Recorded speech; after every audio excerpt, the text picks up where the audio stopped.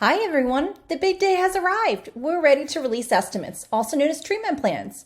So without further ado, let's get started.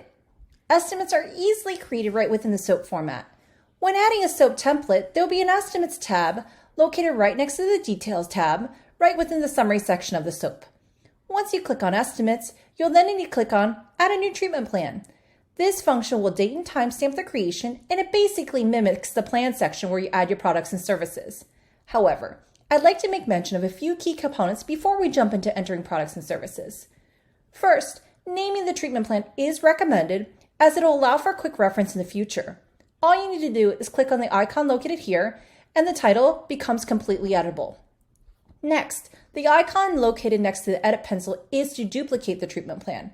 This will create an exact copy should you need to present plan A versus plan B scenarios. Then, the next icon you'll see is the actual print icon.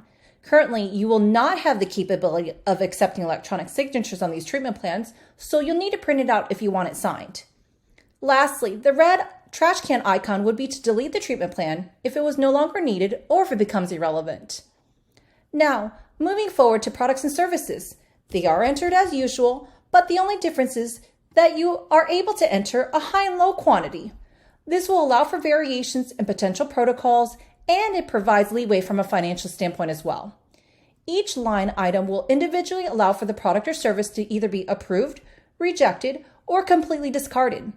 In the same instance, you'll have the ability to reject the entire treatment plan as a whole, or you can approve and sync the treatment plan and or the items that weren't rejected above. Once the treatment plan has been synced and approved, the client can then be billed out. Keep in mind, treatment plans are only editable when they're in their pending state. Once it's been approved or rejected, you'll need to create a new one or create a duplicate version using the icon previously mentioned. Thank you all for your time.